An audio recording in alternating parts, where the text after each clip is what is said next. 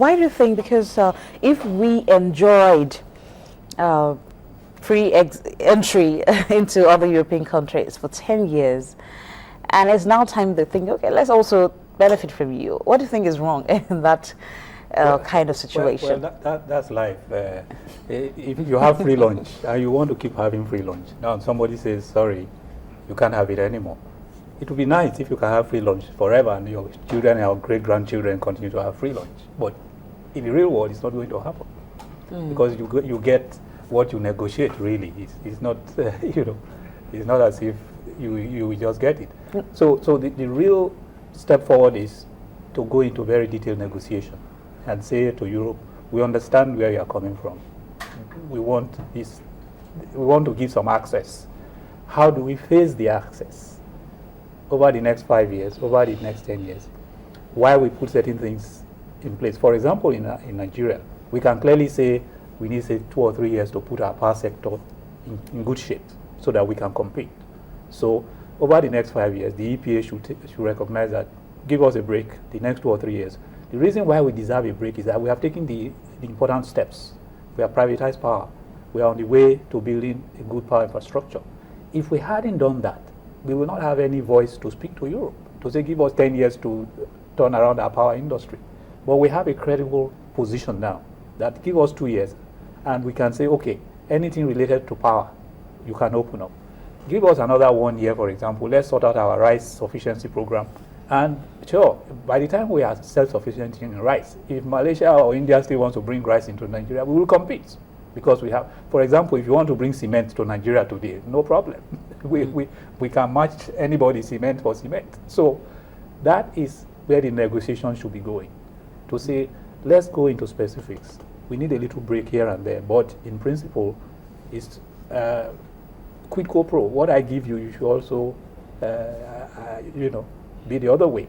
Once that principle is accepted, and then we go into the details, the negotiations will be easier.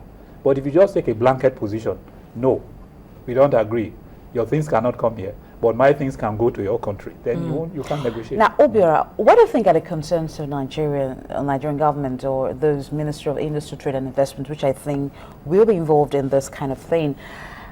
Should we say that the issue of standards here is of concern? Because if we think that what they will bringing in here will not be of the standards that we want them to be, do you think that could be a concern because of the fact that for those local manufacturers who are also trying to survive, if you allow other people's products to come in here and flood our markets, it's going to be of risk to those who are local manufacturers who also want to compete in the same market. Do you think that could be of concern?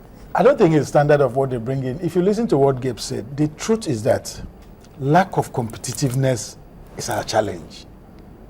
If we were to be competitive in so many areas, particularly power, then I'm sure we would have been in the position to say, let's go ahead. That's why he's saying, maybe you should give us like 3 years or so, let's tidy up this. At that point in time, at least we know that our competitiveness rating would have come up. Do you think that they'll be willing to wait for 3 years? Well, I don't know, but at least that will be a better position than a hard position of we will not accept it. So the issue of quality, even from our side, of course, that's not an issue now.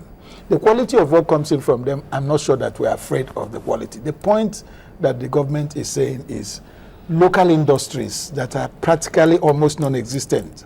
That if you do allow what they're asking for, then you would have wiped out the rest, and you may not be able to even have anyone to grow our local but I don't know whether that is really the problem why the industries are not there. The issue is simple. It is infrastructure. It is about competitiveness. Like about 2005 or so, when we did an impact assessment on export expansion grant, I spoke to the MD of Michelin, and he said, look at the books. This is how much I spend on diesel every month. And he said, I still remember his words, if nothing changes, the end is in sight. That was what he said. And that was like close to 10 years ago. And of course, 3 or 4 years later, the end came and they had to move out. Yet they are still in Ijora. importing tires and making more money than when they were running the factory. But how many Nigerians were thrown out of job? Not just in the factories, but in their rubber plantations where they generate the distance. So it's a matter of competitiveness. And I'm glad that the present government is tackling this issue of power, succeeding in privatization. And I hope that if there are no sabotage, that over a 2-3 year period, that we should at least have gone far with it. So it's not about quality of what they are bringing, it's about what happens to your local industries if you open your market to them. But from what Gabe said, he said, let's agree to, maybe we should open it small and then move on. Then after some time, maybe we'll open it more. It kind of a staggered this thing. That will make a lot more sense to them. But if you say it has to be what it was, there's no free lunch any longer. Even in Freetown, there's no free lunch. Talking about planning the level at which they can come into the country. So going forward, what would you tell the government? We've talked about infrastructure.